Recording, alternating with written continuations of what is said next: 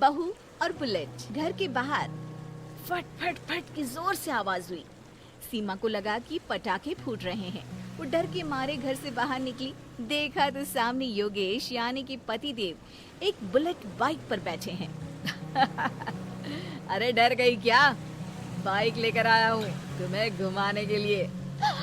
सच में? मुझे लगा पटाखे फूट रहे हैं। अरे पटाखे भी फूटेंगे और मिठाई भी बटेगी। माँ को तो बुलाओ। माँ भी बाहर आ जाती है। अरे योगेश बेटा, इतनी जल्दी आ गया। और ये गाड़ी किसकी है? साहब की है? हाँ माँ, तुम्हारा बेटा साहब से कम है क्या? मेरी है। अरे बेटा, इतनी बड़ी गाड़ी ले ली, इससे तो तू घोड़ा ही ले लेता। महंगी पड़ी होगी ना? माँ महंगी सस्ती छोड़ो और मिठाई लाया हूँ, गांव में बंटवा दो। अरे बंटवा क्यों दो? पीछे बैठो, गांव में बांट कर आते हैं। सब खुश थे। योगेश गांव के बाहर एक कोयले की खदान में मजदूरी करता था। मेहनत और अकल से उसने वहाँ ठेकेदारी का काम सीख लिया और सूझबूझ से ठीक ठाक पैसा बनाने लगा। गांव में बात फैल गई कि योगेश के घर धमाका गाड़ी आई है। ऐसी गाड़ी पहले कभी किसी ने गांव में तो देखी नहीं थी। योगेश और माँ गाड़ी से वापस घर आ जाते हैं। बेटा, बाबूजी ऊपर से देख रहे होंगे और आशीर्वाद भी दे रहे होंगे तुझे। वो होते तो उनको भी घुमाता माँ। पूरे गांव में नाच नाच के मिठाई बांटने जाते, जैसे मैंने नाच नाच के बांटी थी जब वो अपने लिए एक साइकिल लेकर आए थे। बस बस, बाबूजी दो बात भी सुनाते कि फटफट वाली फटफटी ले आया। सीमा आगे कहती है, अपने लिए तो ये गाड़ी ले आए और मेरे लिए? अरे ये गाड़ी तुम्हारे लिए ही तो है। पक्का मेरे लिए है? अरे पक्का तुम्हारे लिए है। अगली सुबह जब योगेश सो रहा होता है तो उसे बाहर से गाड़ी की आवाज आती है। वो घबरा कर चिल्लाता है, चोर चोर, मेरी गाड़ी ले जा रहा है, चोर चोर। माँ भी जागती है और योगेश के साथ दरवाजे की तरफ भागती है। जैसे ही दोनों बाहर निकलते हैं तो देखते हैं कि सीमा गाड़ी चला रही है। अरे बहू, नाक कटवाओगी क्या? ये क्या कर रही हो? अरे गिर जाओगी, ये क्या कर रही हो तुम? सीमा गाड़ी को रोक कर कहती है, सारे गांव में घुमा लाई, कहीं नहीं गिरी। क्या? सारे गांव में घुमा लाई? अरे लोग क्या कहेंगे बहू? सोचा क्या एक बार? यही कहेंगे कि कितनी अच्छी गाड़ी है। अरे तुम्हारे बारे में। हाँ, कहेंगे ना कि देखो कितनी अच्छी गाड़ी पर बैठी है। बहू गाड़ी रखकर योगेश और सासू माँ के पास जाती है। तुमने कब गाड़ी चलाना सीखा? हमारे बाबूजी के पास पुरानी स्कूटर थी, सीख ली। फिर स्कूल में एक मास्टर जी भी ऐसी ही गाड़ी लेकर आते थे, उन्होंने सिखा दी।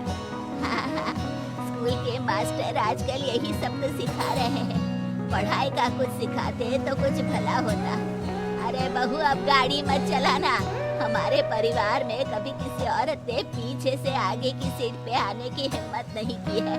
तुम भी मत करना, समझी? जी समझ गई माँ जी। सीमा सास की बात सुनकर चुपचाप रसोई में जाकर उदास होकर खाना पकाने लगी है। सास सुबह सुबह मंदिर से पूजा करके लौट रही होती है।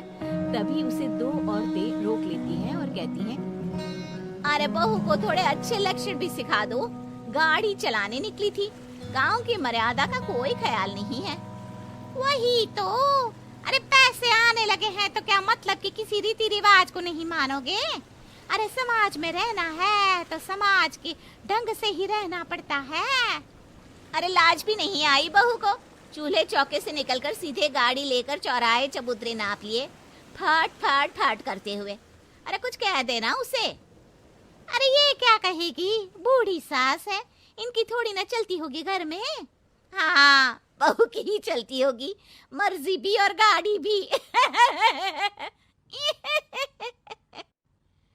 सास सब सुनकर घर आती है और बहू को चिल्ला के बुलाती है, अरे नाक कटवा दी सबके सामने गाड़ी चलाकर।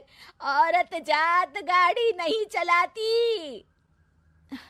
शहरों में तो 4 पहियों वाली गाड़ी भी चलाती हैं और हेलीकॉप्टर, हवाई जहाज भी। शहर में थोड़ी ना रहती हो मैडम साहिबा। आज के बाद गाड़ी से ही नहीं, यूं भी निकलना बंद तुम्हारा घर से। माँ सही कह रही है। कहीं भी जाना हो तो मुझे बता देना, मैं लेकर चलूंगा। आज माँ को तुम्हारे कारण कितनी बातें सुननी पड़ी। इतना कहते हुए योगेश वहां से चला जाता है। बारिश की वजह से कारखाने के रोड पर कीचड़ रहता है, इसीलिए योगेश गाड़ी घर रख कर जाता है और किसी से लिफ्ट लेकर कारखाने पहुंचता है ताकि नई गाड़ी गंदी ना हो। लेकिन शाम को इतनी तेज बारिश होती है कि उसे वापस आने का कोई साधन ही नहीं मिलता। बारिश बढ़ती जाती है, रात के 11 बज जाते हैं। रास्ते में एक नदी का ब्रिज है, अगर उस पर पानी आ गया तो योगेश कारखाने में ही फंस जाएगा। पूरी रात भूखे प्यासे बितानी पड़ेगी। घना अंधेरा, बिजली की कड़कड़ाहट और तेज बारिश। राजेश डर भी रहा था, ठंड से कांप भी रहा था। तभी उसे रोड से आती हुई एक रोशनी दिखती है। वो देखता है कि उसके सामने एक बाइक आकर खड़ी हुई है। वो ऊपर वाले को धन्यवाद देकर उस बाइक वाले आदमी की तरफ बढ़ता है, पर पास जाकर देखता है तो भौचक्का रह जाता है। सीमा, तुम यहाँ इतनी बारिश में गाड़ी पर? पहले बैठो तो, नदी ब्रिज पे आ जाएगी तो जाना मुश्किल हो जाएगा।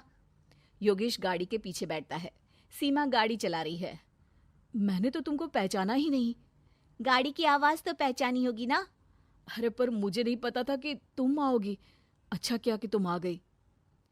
माँ नहीं आने दे रही थी, पर हमेशा पति पत्नी की रक्षा थोड़ी ना करेगा, पत्नी को भी तो करनी चाहिए। योगेश को सुबह अपने किए पर पछतावा होता है। उसकी आंख में आंसू आ गए जो बारिश की बूंदों में बह गए थे। उसके बाद सीमा को सास ने और योगेश ने खुशी खुशी समाज की सीमा लांघने की मंजूरी दे दी। अब वो जहां भी जाती फट फट फट गाड़ी पे ही जाती।